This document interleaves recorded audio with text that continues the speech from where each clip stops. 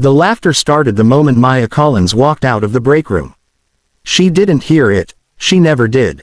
Maya kept her head down, clutching her coffee cup like armor, already calculating how many hours she needed to work this week to cover rent, daycare, and groceries. At 29, she had learned that silence was safer than attention. That was exactly why they chose her. She won't say no, someone whispered near the copy machine. Single mom, boring clothes, no confidence, another added. Perfect. The plan was cruel but simple. Set Maya up on a blind date with Ethan Blackwell, the billionaire's son. Everyone knew his name. Everyone knew his face from magazines and headlines. The idea of Maya sitting across from him was hilarious to them. They sent the invitation anonymously.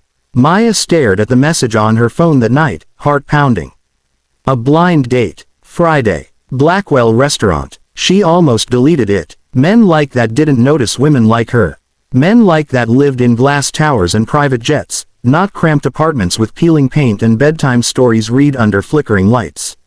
But then Lily tugged on her sleeve. Mommy, why are you sad? I'm not sad, Maya lied softly. Her daughter's eyes sparkled. You should go. Maybe he's nice. Maya smiled, tears threatening. For Lily, she decided, she would try. Friday night came too quickly. Maya wore the only dress she owned without stains, a soft blue one from a thrift store. She brushed her hair twice, then a third time, hands shaking. When she entered the restaurant, the warmth and luxury nearly sent her turning back. Crystal chandeliers, white tablecloths, conversations whispered in silk and gold. She felt every stare. Then she saw him. Ethan Blackwell stood the moment their eyes met. He was taller than she expected, dressed in effortless elegance, his expression unreadable. This was not the man from gossip columns. This was someone sharper, quieter. Maya, he asked. Her voice barely worked. Yes, I think there's been a mistake. He didn't laugh. He didn't smirk. Instead, he pulled out her chair. No mistake, he said calmly. Please, sit. From the corner of the restaurant, a group of her coworkers watched in confusion. This wasn't going how it was supposed to. He was supposed to mock her. Dismiss her. But Ethan Blackwell looked at Maya Collins like she was the only person in the room. And for the first time in years, Maya wondered if maybe, just maybe, she belonged somewhere she'd never imagined. Ethan hadn't planned to stay. He sat down expecting 10 polite minutes, maybe a drink, then an easy exit. Women usually tried too hard, laughing at jokes he didn't finish, hinting at connections, mentioning brands like credentials. But Maya sat across from him, hands folded in her lap, eyes cautious, like someone waiting for the ground to give way. So, she said softly, you don't have to stay. I think someone was joking. Her honesty caught him off guard. I don't leave in the middle of dinner, Ethan replied. And I don't think this is a joke. She hesitated, then nodded. The waiter approached, visibly nervous, addressing Ethan with reverence. Maya noticed and shrank into herself. When Ethan ordered, he spoke simply, then turned to her. What would you like? I'm fine with water, she said quickly. Ethan frowned.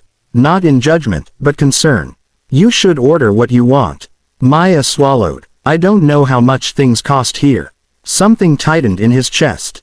Order, he said gently, like it's your favorite place. She did. As the meal arrived, silence hovered, but it wasn't awkward, just careful. Ethan broke it. Tell me about you. She laughed quietly. There's not much to tell. I doubt that. She took a breath. I have a 6-year-old daughter. Lily. She's the best part of my life. I work 2 jobs. I'm tired most days. No apology. No embarrassment. Ethan leaned back, studying her like a rare painting no one had bothered to frame. You're not tired now, he said. She smiled faintly. I am. I'm just used to it. He found himself talking too, about growing up surrounded by wealth but starved of sincerity. About dinners where no one listened. About being valued more for his last name than his choices. You don't treat me like a project, he said. Maya tilted her head. Should I? No, he said, smiling for the first time.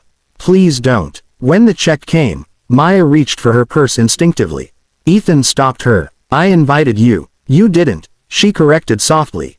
Someone else did. He met her gaze. I'm still glad you came. The words lingered. As they stood to leave, Maya gathered her courage. Thank you for being kind. You didn't have to be. Ethan's voice dropped. Kindness shouldn't be optional. Then, before she could retreat into herself again, he said the words that changed everything. I like you. Maya froze. Across the room, unseen by her, her coworkers watched in stunned silence. This was no longer entertainment. This was something real. The truth didn't reach Maya gently. It arrived in whispers that stopped when she entered the room, in glances that lingered too long, in the sudden silence at the front desk when she picked up the phone. By Monday morning, the office felt different, tight, heavy, like a storm waiting to break. She was filing invoices when Carla from accounting leaned close, voice trembling. Maya, I need to tell you something. Maya's fingers stilled. Okay. That blind date, Carla swallowed. It was a prank. The words struck like cold water. A prank, Maya repeated, softly. They thought you wouldn't show. Or that if you did, he'd laugh and leave. I didn't think it would go that far. Maya nodded slowly, forcing her breathing to stay even. Years of surviving had taught her how to swallow humiliation without making a sound. I see, she said. She finished her shift. She didn't cry. She picked up Lily from school, made dinner, read bedtime stories. Only after Lily fell asleep did Maya sit on the edge of her bed, hands shaking. She had known it was too good to be real. The next afternoon, Ethan Blackwell walked into the office. Conversation died instantly. He didn't raise his voice. He didn't need to. His presence alone commanded attention. Tailored suit, controlled steps, eyes sharp with purpose. He walked straight to the front desk. I'm here about Maya Collins. Maya looked up, panic flaring.